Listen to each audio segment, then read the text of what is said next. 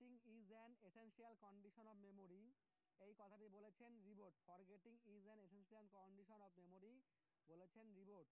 অতীত অভিজ্ঞতা বর্তমান অভিজ্ঞতাকে প্রভাবিত করে, একে বলে প্রো অ্যাক্টিভ ইনহিবিশন। অতীত অভিজ্ঞতা বর্তমান অভিজ্ঞতাকে প্রভাবিত করে, একে বলে প্রো অ্যাক্টিভ ইনহিবিশন। অতীত শিখনের ওপর বর্তমান শিখনের যে প্রভাব পড়ে তাকে বলে রেট্রো অ্যাক্টিভ ইনহিবিশন। অতীত শিখনের ওপর বর্তমান শিখনের যে প্রভাব পড়ে তাকে বলে রেট্রো অ্যাক্টিভ ইনহিবিশন। শিক্ষক শিক্ষিকার সর্বাপেক্ষা গুরুত্বপূর্ণ কাজ হলো শিক্ষণের কাজ সংগঠিত করা, টিচিংয়ের কাজ সংগঠিত করা। একজন শিক্ষকের হওয়া উচিত কর্তব্যপরায়ণ। শিক্ষার্থীরা পরীক্ষায় অকৃতকার্য হলে এই সিদ্ধান্ত করা যেতে পারে যে শিক্ষার্থী নিজেই বিফল হয়েছে।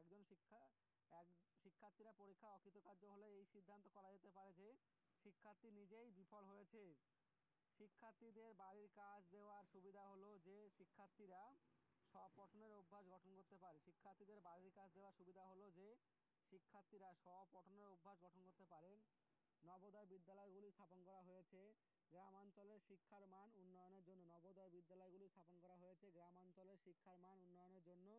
প্রাথমিক স্তরে মাতৃভাষার মাধ্যমে শিক্ষাদান করার কারণ এটি ছেলে মেয়েদের স্বাভাবিক পরিবেশে শিখনে সহায়তা করে। প্রাথমিক স্তরে মাতৃভাষার মাধ্যমে শিক্ষাদান করার কারণ এটি ছেলে মেয়েদের স্বাভাবিক পরিবেশে শিখনে সহায়তা করে।